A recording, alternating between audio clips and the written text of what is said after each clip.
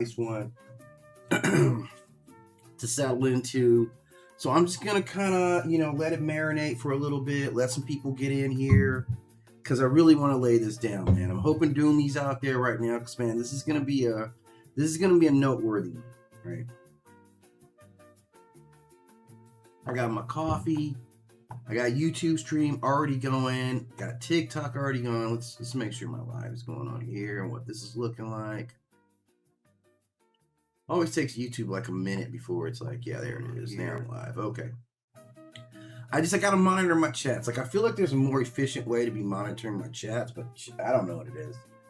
So whatever. So I'm here and I'm live, and I might as well just turn that Facebook thing on. I don't know if Facebook actually does anything, but I'm gonna turn it on. And you know what? Do I even want to? I don't know. I think I'm not even gonna mess with it right now, right? So it's good. Okay. But here's the thing.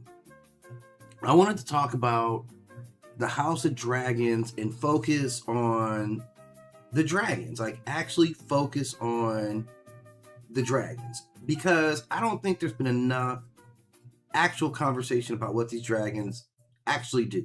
Like, what they're actually capable of. Hang on a sec. Let me cut this off here.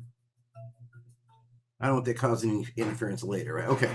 So I'm back, and I'm going to talk about the House of Dragons, and specifically get into the dragons, like the origins of these dragons, like where these dragons come from, inside of George R.R. Martin's world, like, what kind of dragons are there? What do we see? Like, who are these dragons? And they are many. They are plentiful. One of my buddies really said to me the other day is like, yeah, you got a bunch of dragons, you're already going in the right direction, right? So I would say overall, they went in the right direction with this. You got a lot of dragons that have some commonality between them, but have a lot of variety between them as well. And we know the 19, Vhagar, Caraxes, Syrax, Meleys, Daemon's dragon.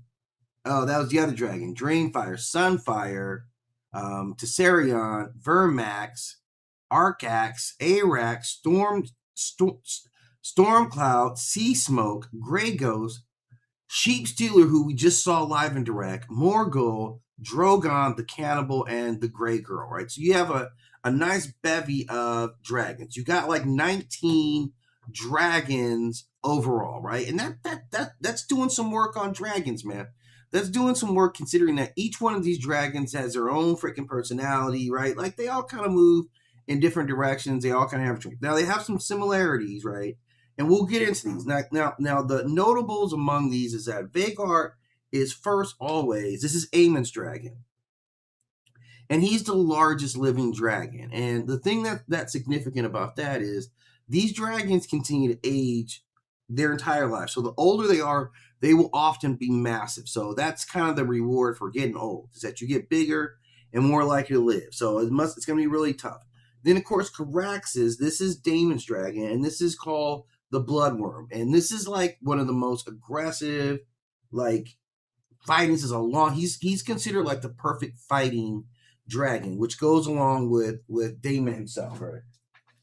So we see these guys, and like, so we get a good understanding. Then there's, of course, there's Meleys, and this is Rhaenyra's dragon. This is the Red Queen.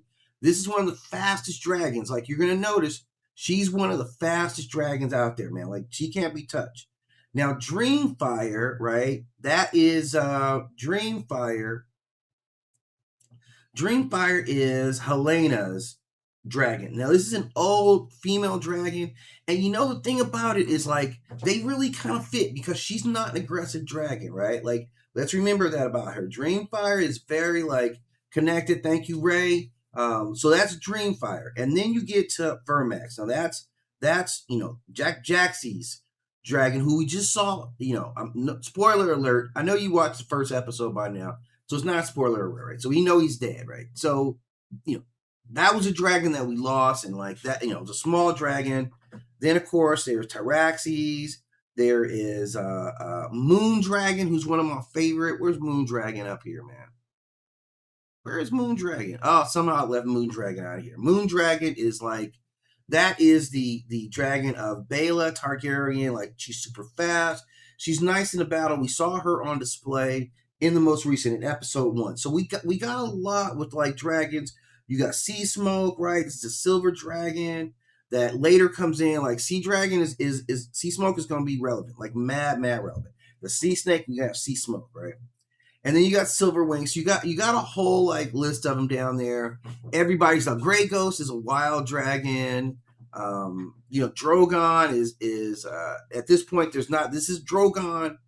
I guess it's just a different Drogon than obviously Daenerys' Drogon, right? But he's kind of an unknown. So you have some dragons there on the fringe. And then we saw her pull in Sheepstealer, right? Who, this was just ridiculous. And like Sheepstealer shows us that, man, these dragons aren't just for play. You can't really order them around. Like, they still have to choose. Even though you have the blood of the dragon in you, they can still look at you and be like, nah, son. And this is the case where, she gets on Sheepstealer and Sheepstealer just does whatever the frick Sheepstealer wanted to do, right? That's what essentially went down.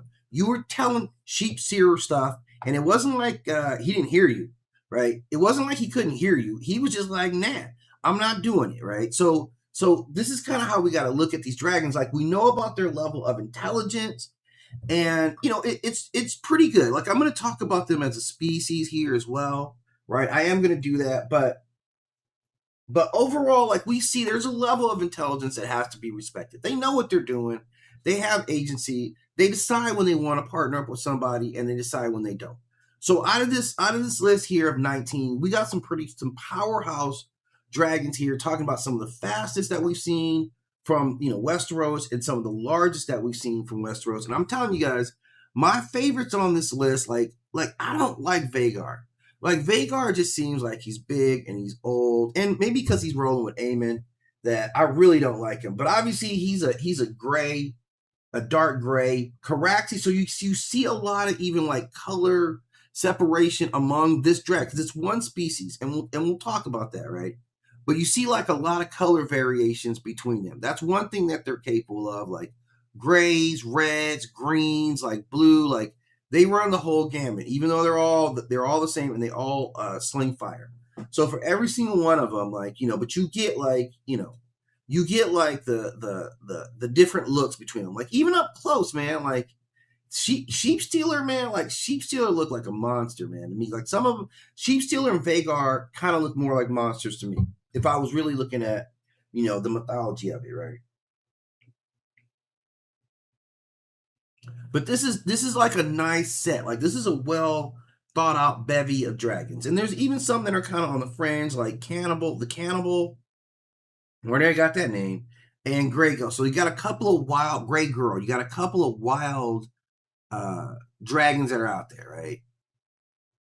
And we don't have to guess much at Cannibal. Like, he's a threat to everybody, right? And Grey Girl is said to be like very shy, like very elusive.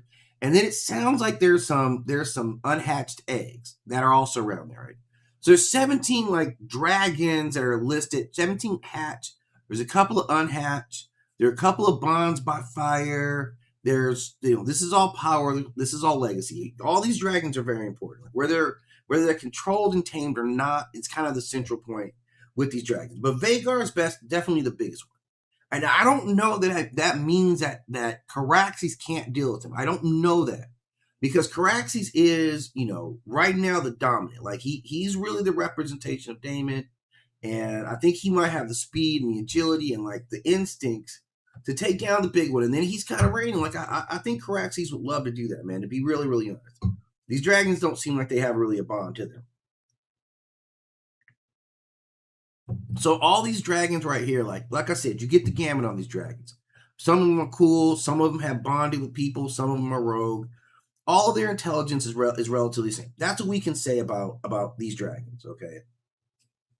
Now, when talking about, again, this entire world that George R.R. Martin built, like, man, this dude really killed it, man. I really got to tell you, to the depths at which he put in work on this series, man, because ordinarily I would talk about, like, his work is straight mythology now unto itself. Within his mythology, he has mythology, okay? And the mythologies are all about where did these dragons come from? There's a lot of myths. There's at least 4 competing myths within Game of Thrones world of where dragons come from. So each of the worlds is kind of developed. Each of the cultures has kind of developed their own. This is what I think the world is, right? This is where we think dragons come from. Just like a religion, like for a lot of these, you guys can get that. For a lot of these cultures here, you would see why they worship dragons. Like clearly, the Targaryens were like, it's divine, all that stuff, right? So now I pull this together because I wanted to kind of go over this stuff for you guys, right? The dragons that we're talking about, like the clicks that